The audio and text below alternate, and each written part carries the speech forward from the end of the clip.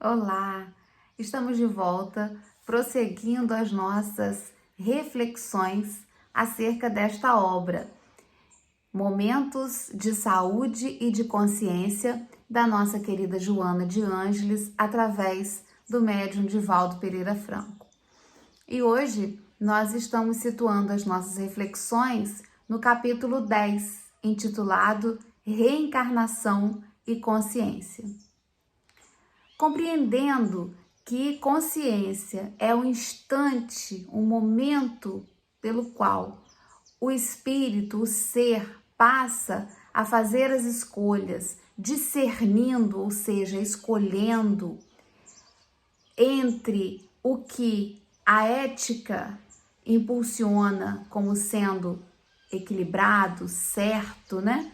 E aquelas outras escolhas que são comprometedoras, o indivíduo começa a avançar no seu processo.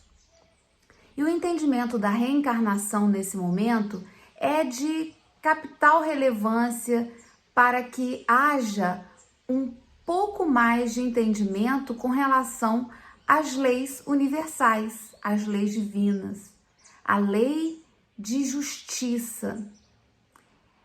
Impossível conseguirmos conciliar qualquer explicação filosófica que nos dê um sentido para a nossa vida sem basearmos-nos no entendimento da reencarnação, porque as diferenças que nós vamos observando entre os indivíduos, entre as condições das sociedades, entre as muitas culturas, entre a intelectualidade, o avanço da intelectualidade, impossível conseguirmos conciliar qualquer explicação do porquê dessas diferenças sem o entendimento da reencarnação.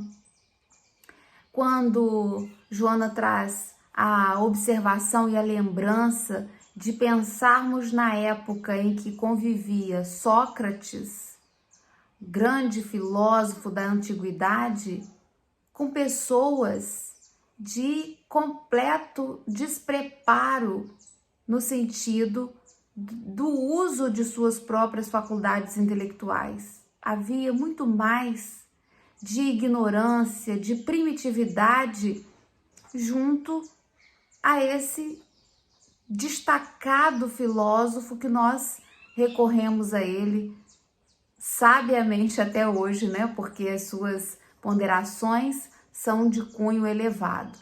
Mas a sociedade à época não refletia o seu entendimento da vida.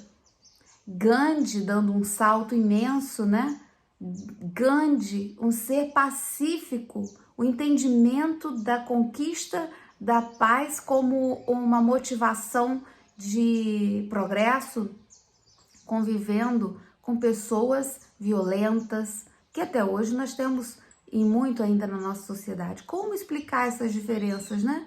Como Gandhi já ter aquele conhecimento, aquele entendimento, como Sócrates já ter aquela dimensão filosófica da vida num meio tão diferente.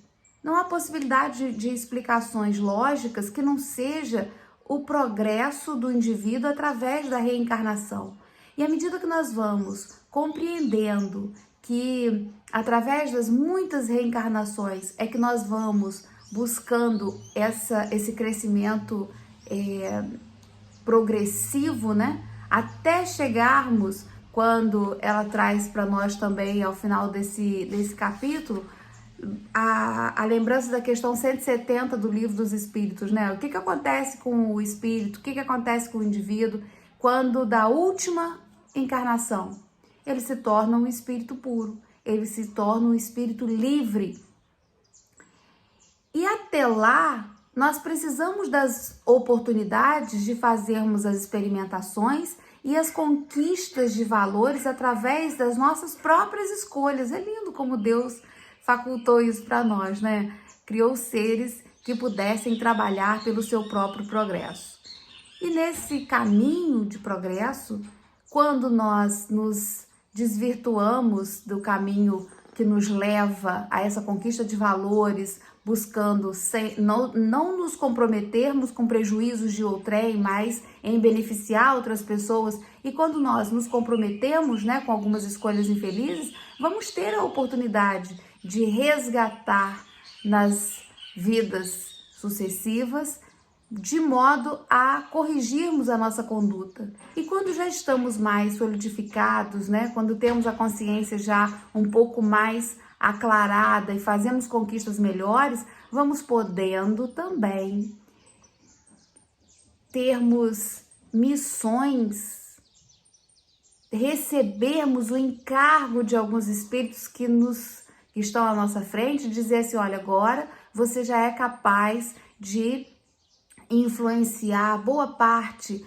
desse grupo social que você vai reencarnar, não pelas falas, pelas conversas, mas pela conduta moral. E aí vamos recebendo esses encargos que mais fortalece, que mais aclara a consciência e que mais vai nos ajudando nessa linha de progresso. Então, quando o ser desperta melhor para o entendimento dessas dimensões da vida, a reencarnação vem como uma explicação lógica para o uso da inteligência com a consciência despertada, de modo a favorecer que nós possamos ampliar o nosso entendimento da vida e utilizar melhor essas oportunidades reencarnatórias. Nunca será lícito, aliás, lícito até é, né? Porque tudo é permitido, mas não é conveniente. Nunca será conveniente para nós postergarmos certas coisas que já percebemos ser importante trabalharmos, escorando-nos no entendimento da reencarnação. Deixa para mais adiante. Em outro momento eu vou lutar com relação a isso. Lá na frente.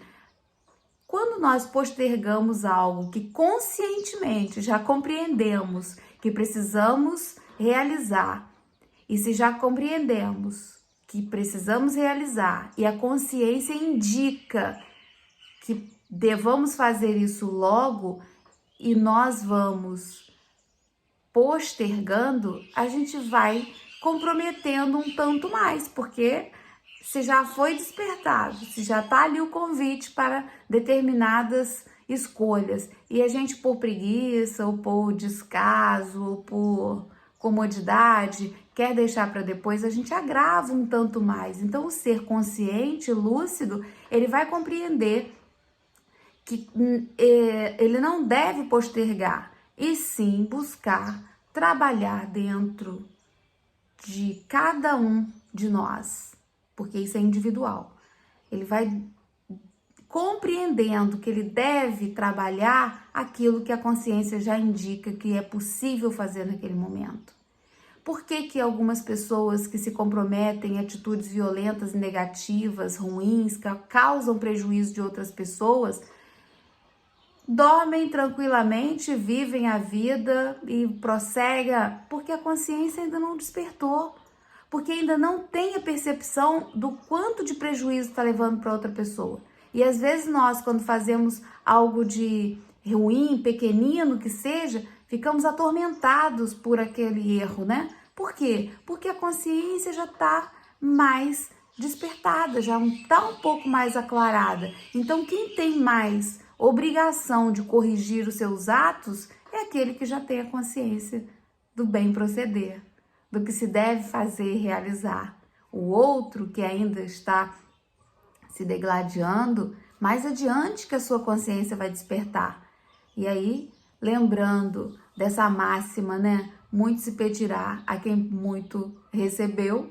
Se nós temos muito conhecimento, se nós já temos a consciência despertada para alguns compromissos, devemos então nos empenhar para que esses compromissos sejam cumpridos da melhor forma possível, evitando nos comprometermos com situações equivocadas que causam prejuízo a outra pessoa. O que são situações equivocadas, né? São situações que causam prejuízo de outra pessoa. Se causam prejuízo, não são boas. O ser vai despertando à medida que ele vai alicerçando suas escolhas no que traz benefícios para a sociedade, para si e para a sociedade. Aquela primeira que ele está inserido, que é o seu núcleo familiar, que são as pessoas mais próximas, e até a sociedade mais ampla, porque o seu comportamento equilibrado e bom gera exemplos que vão se multiplicando, por mais que a gente não tenha conhecimento deles, do alcance deles, né? Mas eles vão se multiplicando. Então, que Deus nos abençoe, que a gente possa ter cada vez mais a nossa consciência aclarada no bem proceder, que possamos fazer as melhores escolhas todos os dias de nossas vidas, porque sempre que despertamos, temos à nossa frente um dia inteiro de oportunidades novas e que as bênçãos de Deus possam se derramar por sobre todos nós. Até o nosso próximo encontro para mais uma reflexão de uma obra que nós já estamos encaminhando-nos para a reta final. Um grande abraço.